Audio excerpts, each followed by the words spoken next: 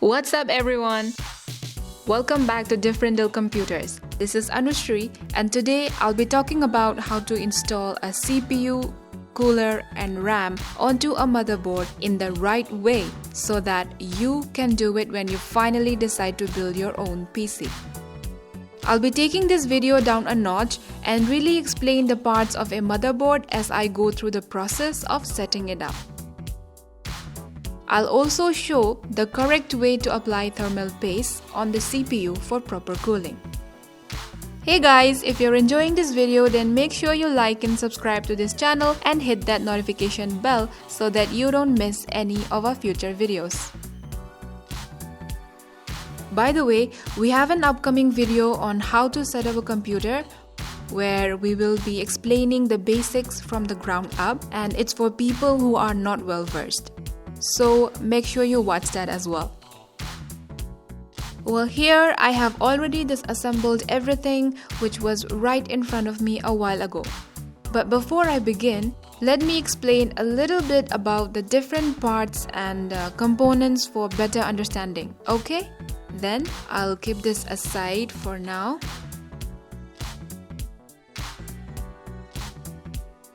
So here I have an Intel processor. This is the Intel Core i3-8100 processor, a quad-core CPU from Intel's 8th generation of core processors. So this one has a 3.6 GHz clock and UHD 630 integrated graphics. Note that you should take care not to touch the surface if possible while handling the processor, or any processor for that matter. And you should always try to hold the CPU like I'm holding it right now. Okay? Now onto the RAM. This one here is a Crucial Ballistics 8GB 2400 MHz module. This also comes with a nice metal heatsink. Alright guys, one point to note is that unless you plan to manually overclock the RAM, there is actually little need for a heatsink, aside from the cosmetic appearance of course. Alright, so let's keep this aside and wait, I almost forgot. For the CPU cooler, I won't be using the stock Intel fan and instead I'll be using the Cooler Master i70 CPU cooler. This has a 120mm fan for greater airflow and okay build quality compared to the stock Intel fan, and a somewhat larger aluminium heat spreader, although it lacks a copper base. All in all, this is a nice budget cooler for the price. Okay guys, so for the motherboard, I have an MSI Z370A Pro. This is one of the pricier motherboards. It has got 4 RAM slots and 6 SATA ports. So here 1, 2, 3, 4, 5 and 6. Okay, onto the IO ports. So I have a PS2 connector for all peripherals, 4 USB 3 ports, 2 USB 2 ports, a bunch of audio options which are normally lacking in low-end motherboards. It also has one DVI port, one VGA port and a display port as well. The board has 2 large heatsinks over the VRM, which will increase your chances of a good overclock when using any K-series CPUs. It has also got 2 PCIe slots here. The top PCIe slot is reinforced with metal for greater durability when installing a heavy graphics card. Alright guys, so this is the basic layout of the board. Now let's go and install the CPU. First, lightly grip the motherboard from a preferred angle but not too hard.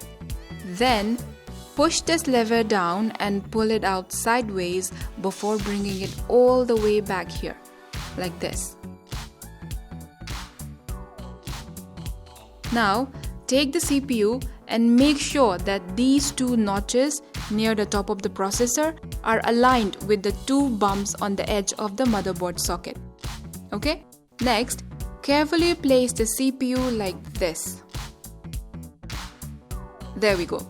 Now, before you pull down the lever, carefully make sure that it's not moving around. Then put this metal cover down nicely and make sure your hands are putting support to the board. Maybe here or here so that it doesn't move around. Then this lever, you can start pushing it down gently but firmly like this and latch it back. There. Now that the CPU is in place, it's time for the thermal paste. I'm using the Cooler Master gel paste and let's put just a little bit.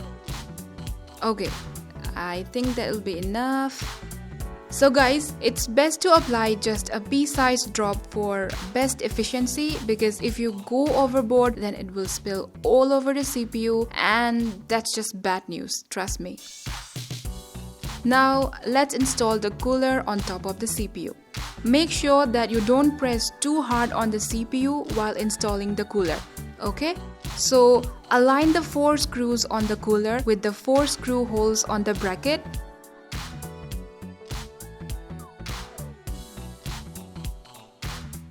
Like this. Next, let's tighten all the 4 screws. So hold the cooler firmly so that it doesn't slide and tighten this screw first. Just a bit.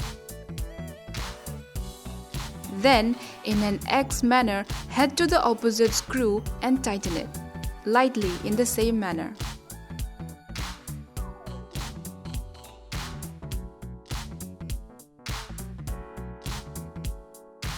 For the other 2 screws, do it similarly, that is also in an X manner.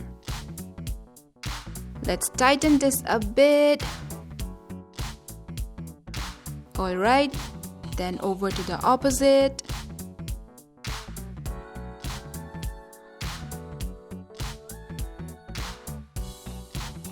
Now, you can tighten the screws all the way.